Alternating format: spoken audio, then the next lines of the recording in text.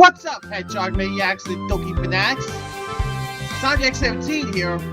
I am back with more Doki Doki, Love, and Literature. Which of course is a mod for Doki Doki Literature Club. The last time I got started playing this, Sayuri was trying to convince MC to join the Literature Club, like she usually does, but with a new twist on it. And as MC got to the Literature Club, his eyes set on Natsuki. He's trying to see if he can make Natsuki fall in love with him or something. I gotta see how this goes. But like I said, this is actually based off a story or something. I can't remember what the story was about, but I don't know. I'll shut up about that, because it's time to dive in, and let's do it to it. Chapter 3. Poem Panic. Afternoon. Still in school. Tick. Tick. Tick. Tick. My eyes watched the clock, following the hands as they slowly went full circle. I unhappily tapped my pencil on my paper, going forward with my random sketches on my notepad.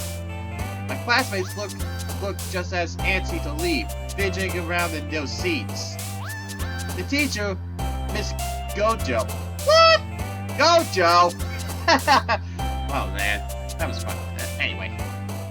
The teacher, Miss Gojo, is a slim-built woman whose dark hair is always tied up in a bun. With glasses to boot, she has the look of an intellectual and the knowledge to back that statement up. To her credit, she's a great teacher who cares deeply about this curriculum for her students and has a passion for talking about her field of study. Anime. Anatomy. I think that's what it is. Her lectures are almost always both interactive and memorable. When it's not going by the textbook, that is.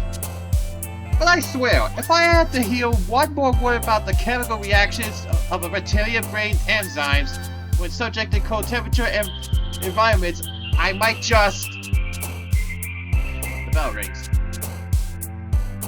The class becomes abuzz with activity.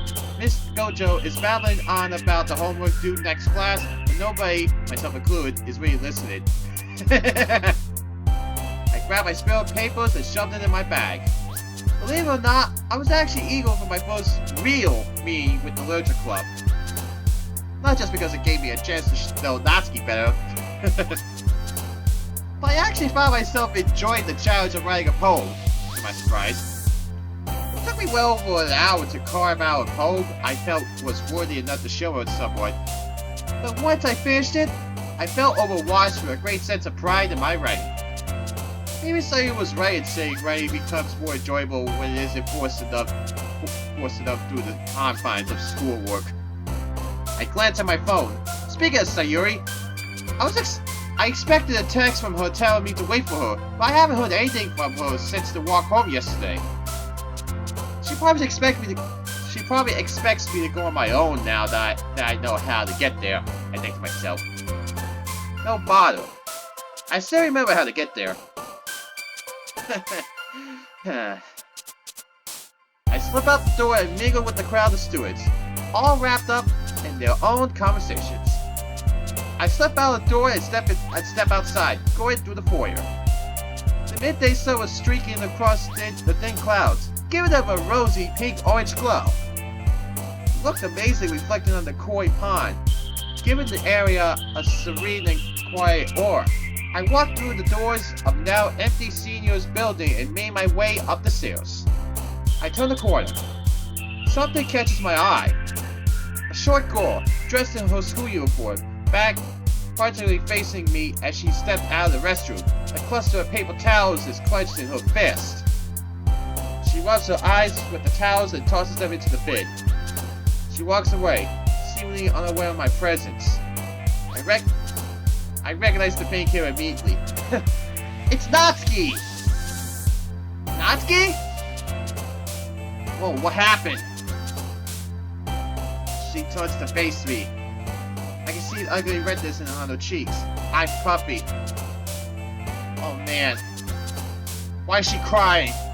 She gives me a mixed look of fear and embarrassment before she turns on her heel and almost runs back to the club room.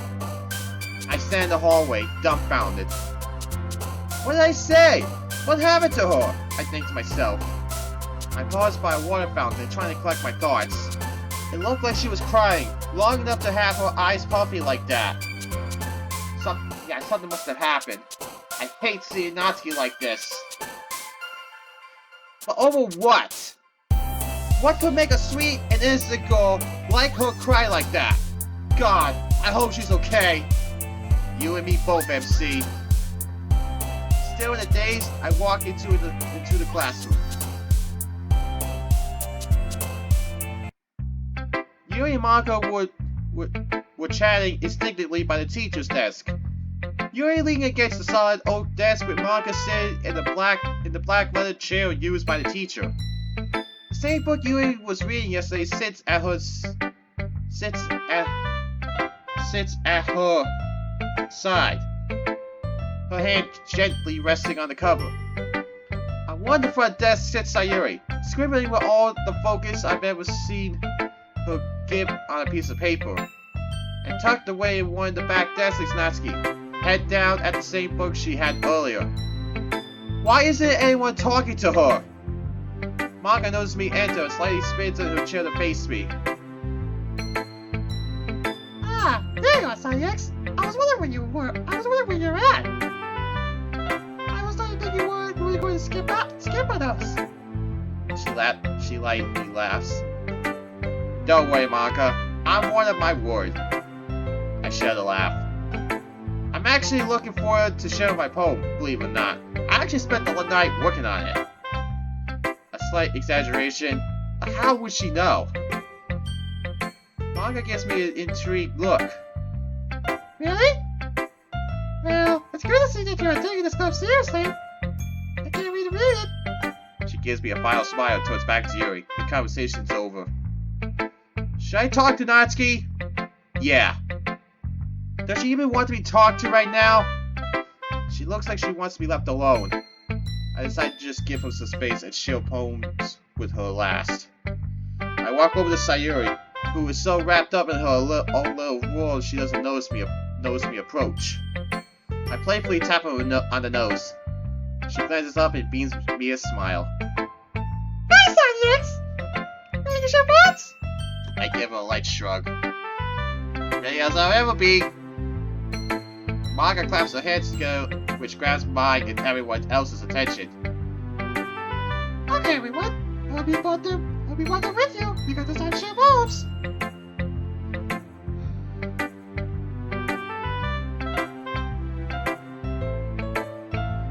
Ah, hello, Sayuri. How are you today? She still sits at the teacher's desk, laptop half closed. Oh, good as ever. You? She gives me a pleasant smile. Just happy to have everyone here. Ready to read my poem? Absolutely. She hands me the paper and I start to read. Hole in the Wall. By Monica...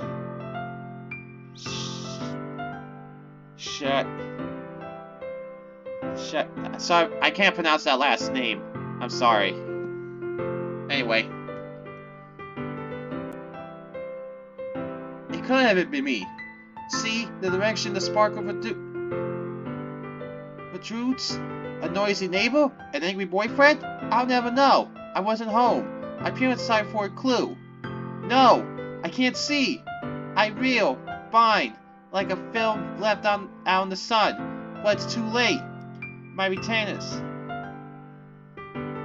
Already scorched with a permanent copy of the meaningless image.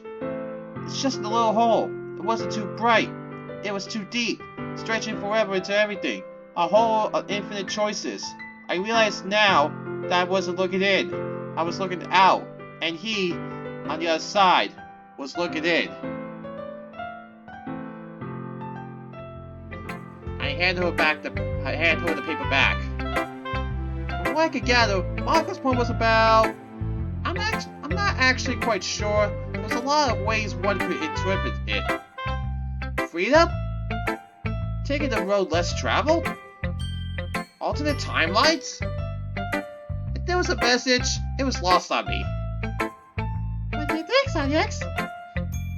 I can feel those pretty green eyes on me, patiently waiting for me to respond. I start to sweat, unable to effectively collect my thoughts. Well, it's very, abstract? I laugh awkwardly and can feel my cheeks getting hot.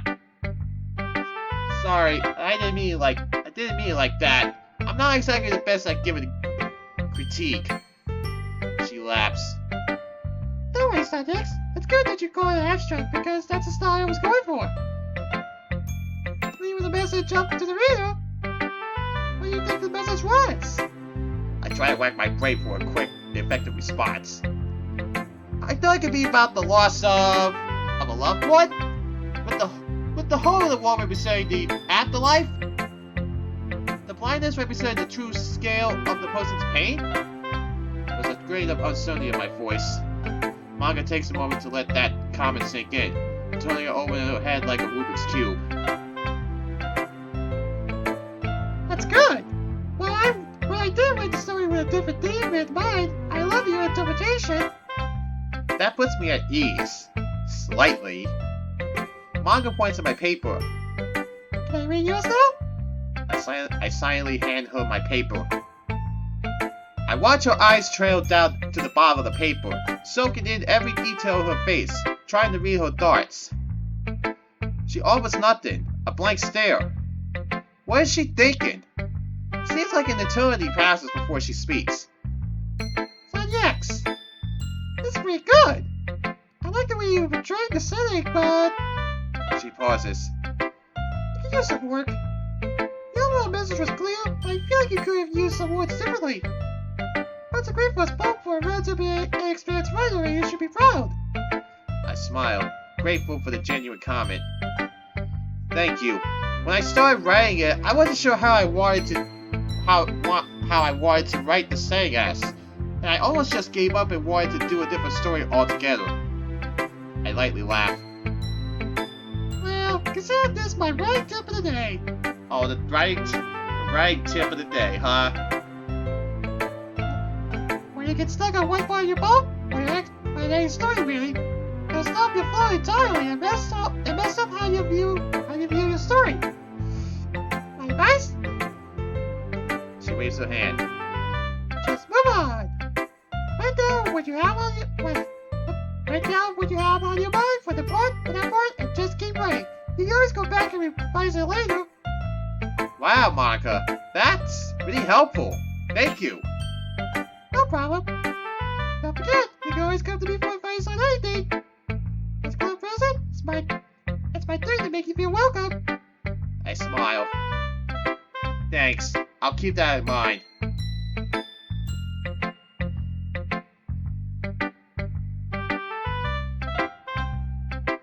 Sayuri gives me a bright smile when she sees me approach her.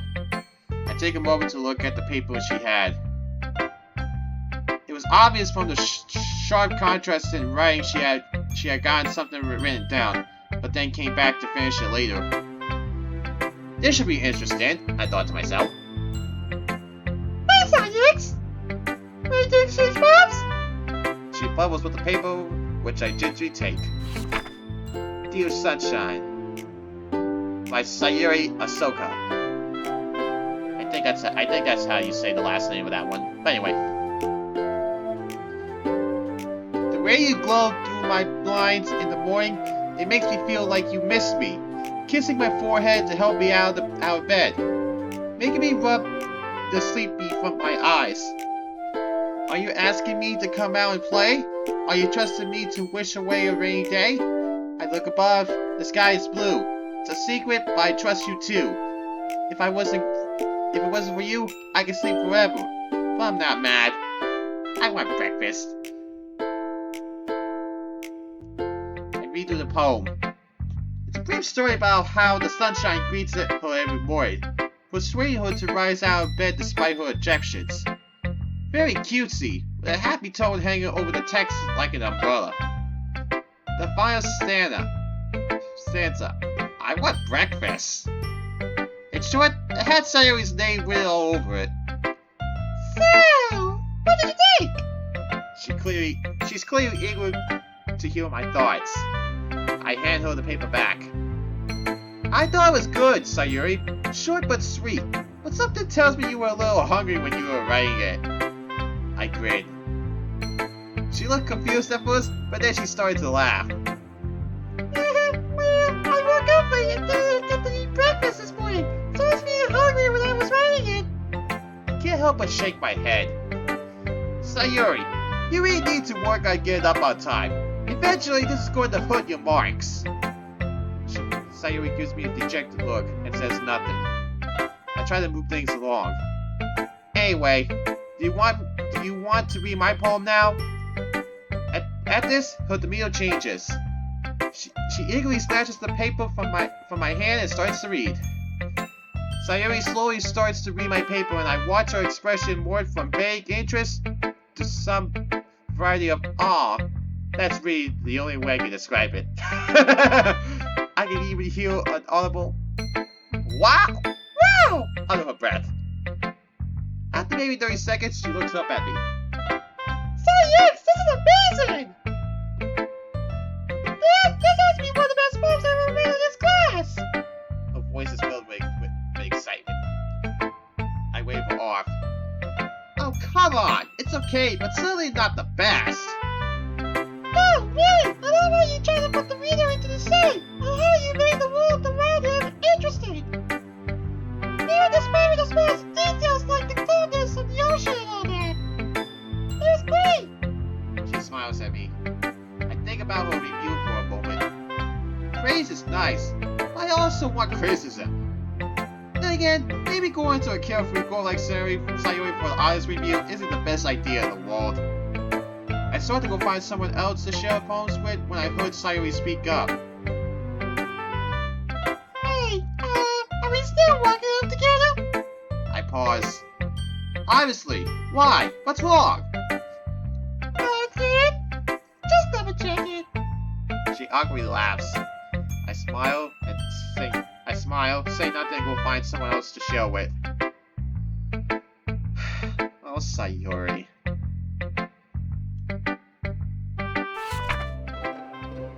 Hello. This must be Yuri. Ghost Under the Light. By Yuri Kitajura. Right. I think that's how you say that word, that name right there. Anyway. The tendrils of my hair illuminate beneath the emerald glow. Bathing. It must be this one. The last remaining sheet light to have which stood the test of time. The last yet to be replaced by the sickening blue-green hue of the future. I bathed. Calm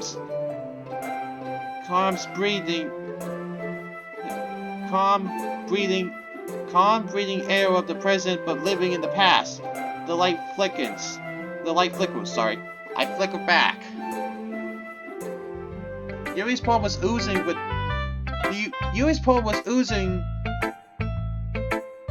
symbolism. Her poem, I think, took a more fantastical route, talking about the supernatural and spirits. It was only 8 lines long, but it was a very serene poem with a mythical ending. I sneak a glance up. Indifferent, Yuri is nose deep into the book she had earlier. A maroon red book with a sketch of a cat's eye and a pyramid. That's the portrait of Markov. I read the title, written in black text. The Portrait of Markov. It looked very intimidating. I wonder what a book with that kind of cover could be about. And furthermore, what does a book like that say about Yuri's personality? I clear my throat. Yuri! She glances up from her book. Yes? I finished the poem. Yuri closed her book and gently pushed it aside. Really? What What did you think of it? I take another look at the paper, staring at her delicate cursive handwriting. I thought it was very nice. It was rather brief, but it did contain a lot of pleasant. My mind blanks. Imagery. Thank you, Sonny X. Your sentiment means a lot to me. So I take you're a fan of paranormal? Yuri gives me a quizzical look.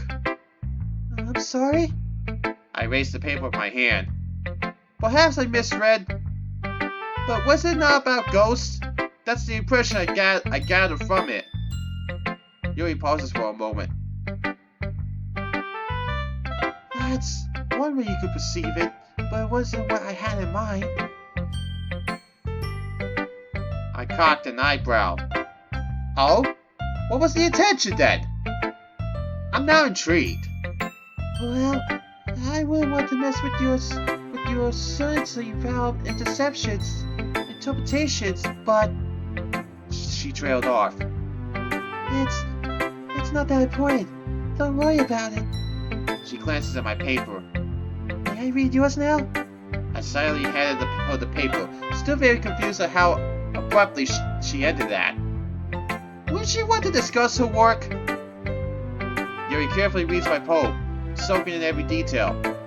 I can see her head tilting as she slowly reads to the end of the poem. Occasionally I can hear her mutter a few ohs and ahs. I lean against the opposite desk, waiting for her to finish. When she was done, she looks up at me, still holding the paper. Sonny X, are you a first-time writer? I think for a moment. When it comes to writing just to write, yes. Why do you ask? She looks flustered, like she just said something wrong. It's nothing. I just reading through your paper and noticing distinct styles that first-time writers tend to do. Like what? Well, she picks up the pen lying on her desk and starts twirling it around with her fingers.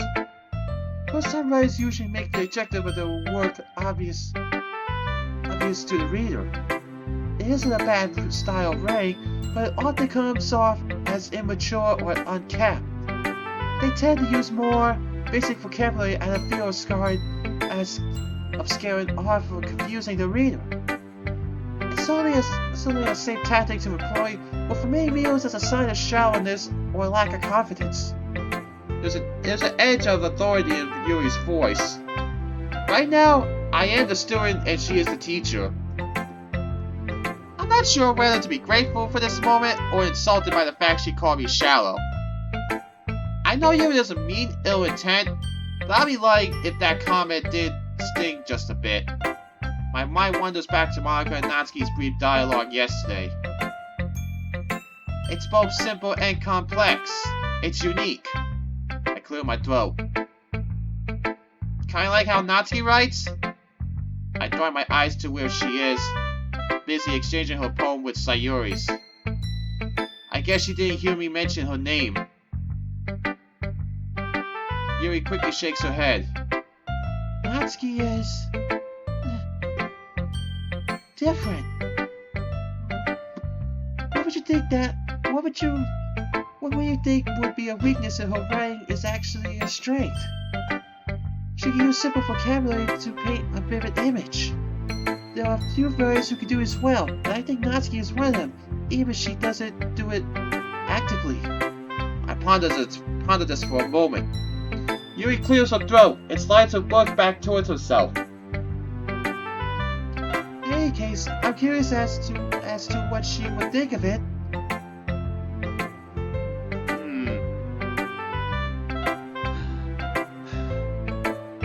I take a deep breath, trying to calm my nerves before I went to Natsuki. What if she doesn't want to talk to me? Then again, she did seem to talk to Sayuri and everyone else just fine. I slowly walk up to Natsuki, whose head was slumped down. She looks at me, an annoyed look on her face. What do you want? Her voice has a sour tone to it.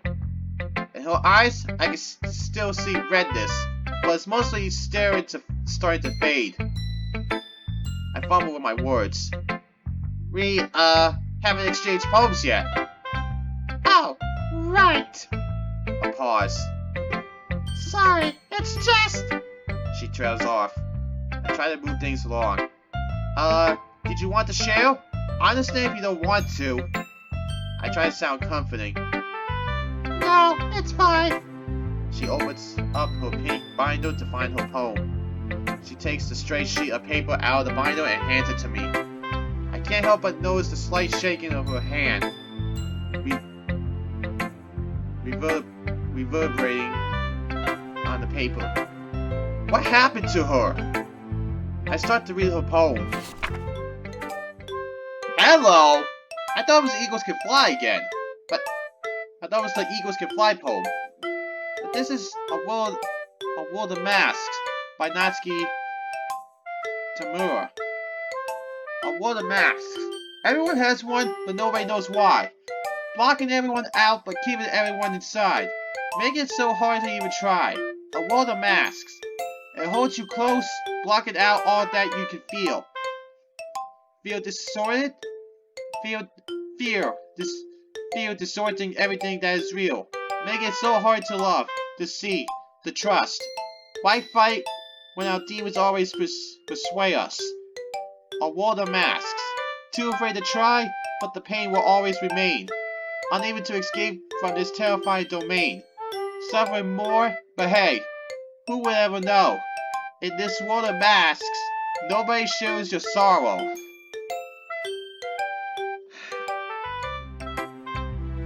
I read through the paper, then read it again. I can feel Natsuki's eyes on me, gauging for my reaction. When I finish rereading it, I finally speak up. Wow, that was amazing! Really? You mean it? Or you just saying that? No, I really mean that. Your word usage is simple, but goes a long way in describing the overall message. It was really deep, Natsuki. This is a really good poem. You should be proud of it. She looks at me. For a second, I think she might start crying again. Thank you, Cynex. That really means a lot. That does really mean a lot. I can't help but feel warmness spread across my body. She really is sweet. I frowned slightly. But it's certainly different from what you said you like to write. Happy things you said? Whoa, hello! I wasn't expecting that. Wasn't expecting that reaction. She looked out the window, eyes focused on the koi pond. I know, but I just wanted to try something new, is all. I didn't want my first poem to turn you off on me. Not like that! I blushed a bit. Oh man. I got you. I looked down the paper, rereading a part of it. I can see some symbolisms here. I can guess that the masks represent the fear of sharing your work with others and being afraid of rejection by others. Natsuki signs. Yeah, that's right. Silence follows. I try to pick things back up. Did you want to read my poem now? I hold the paper up in my hand. She nods silently. I hand her my poem and she starts to read. I watch her emotions on her face shift from boredom to investment. And finally, acceptance? I couldn't place that emotion. You wrote this? Yes. She flips my page over, as if looking for some hidden clue.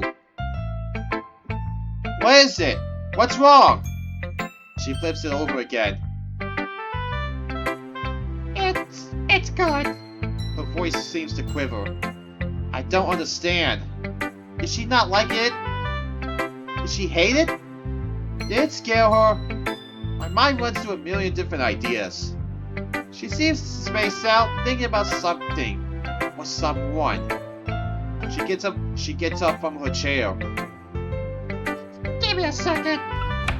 Flustered, she turns to the closet and swings open the door. Hesitantly, I follow.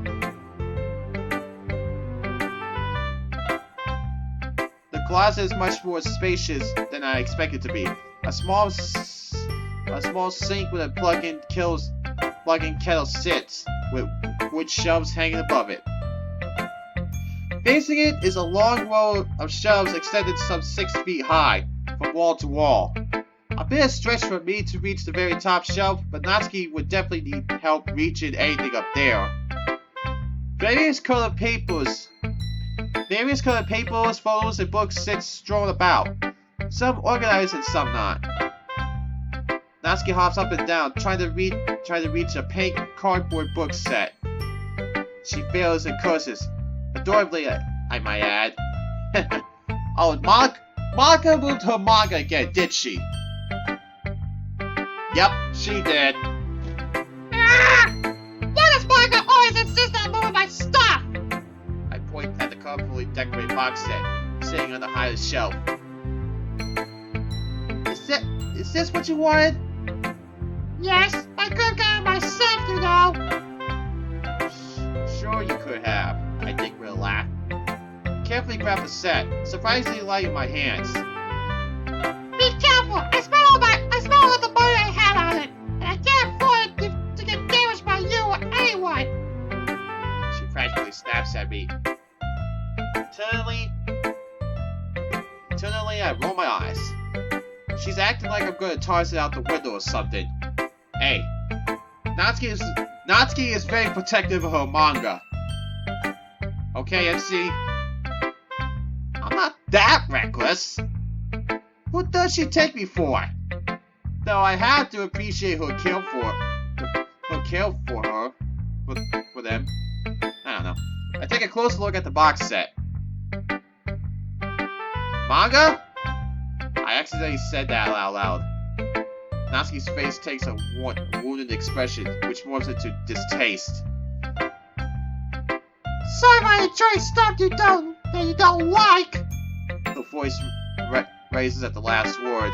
I put my hands up in an almost defensive posture. No, it's not that. I love reading manga. Don't you remember? I think I mentioned it yesterday. Her face briefly takes a distinct look, and then she lights up. Oh yeah! Sorry I talked to you like that, Dad. It's just, I've always been laughed at for enjoying something people think is for children. I raise a finger out to the class. Even them? She gives me a dismissive wave. They don't read you, but I think Yuri looks down at me for reading it. She thinks it's too childish. While Natsuki was talking, I ran my fingers along the neatly organized, alphabetical placed books. I pulled the first book out with my finger. I glanced at the cover. At the top reads Parfait Girls in a stylish bold text.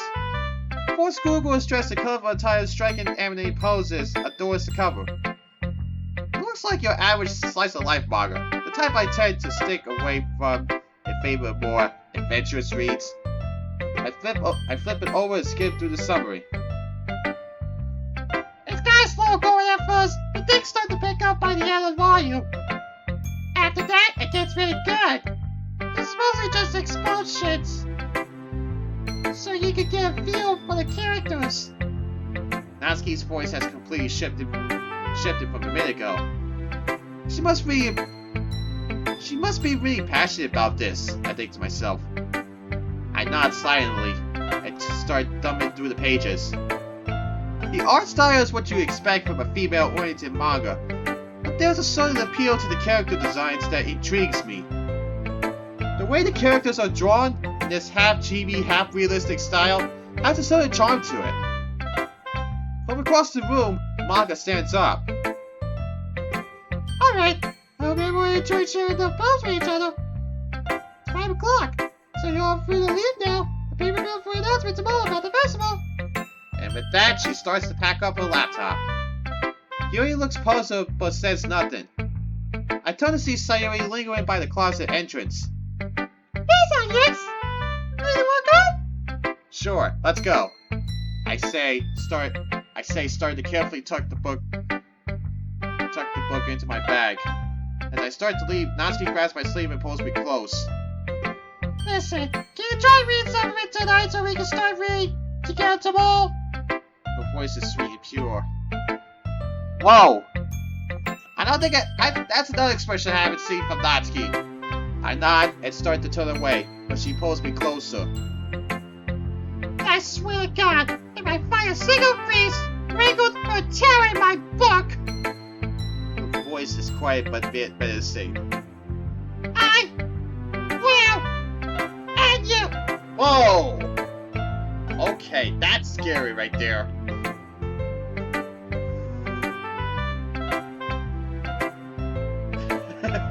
All I can do is laugh. Natsuki, it'd be a better condition than you would when you gave it to me. And with that, Sayuri and I head out the door and make our way downstairs.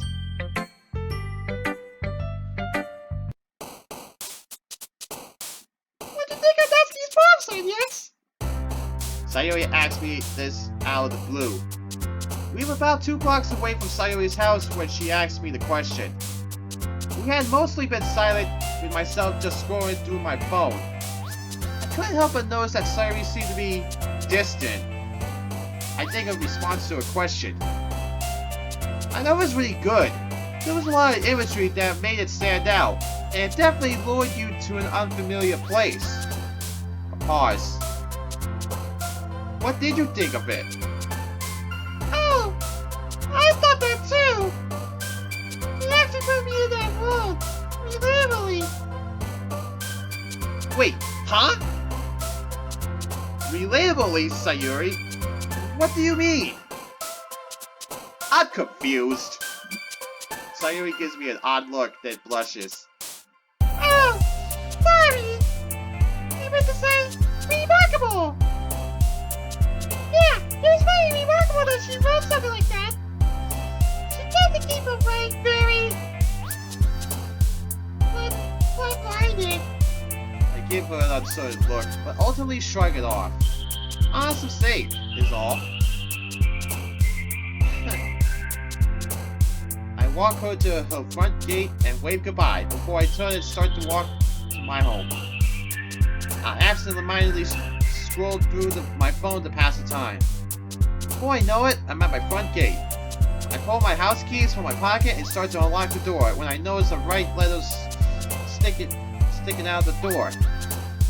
I gingerly pull it out and open it. Must have been delivered after my parents left for work, I think to myself as I tear the letter open. Hello. This is interesting. Volunteer for the festival at Yagmaku Academy. Oh, it's from Monica. Hello, parents. I really must appreciate if you would volunteer for the festival in the upcoming weeks. We need all the help we could get to pull this off. Please contact Principal at this email. Renata 71 at yumakaacademy.edu. Thanks for your support. Monica Shinger, Yukamadu.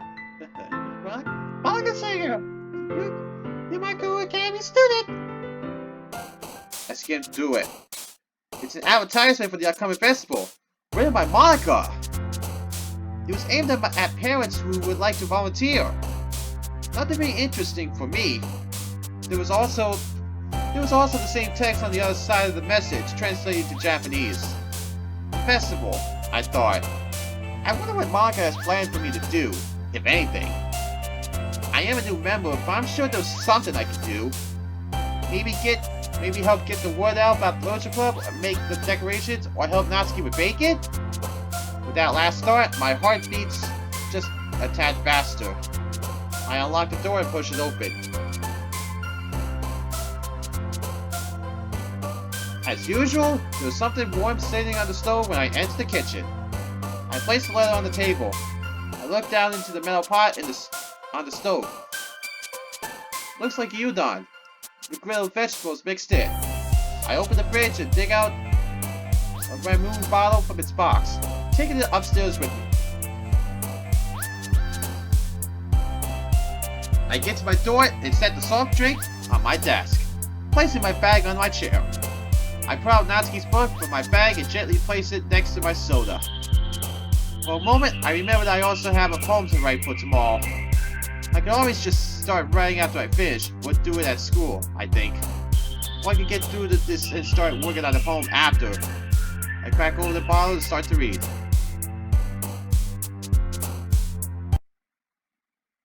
Hello, what's this? You unlocked a special poem. Please read it. Huh? What the? What's this? Rain, rain, go away. Come again another day. Daddy wants to play. Rain, rain, go away. Rain, rain, go away. Come again another day.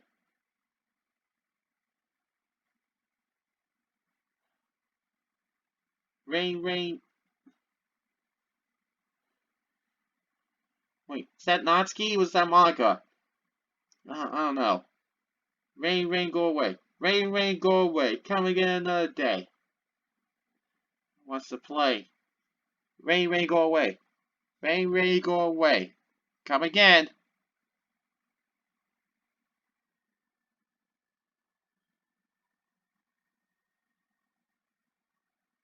I'm gonna stop here, Hedgehog Maniacs.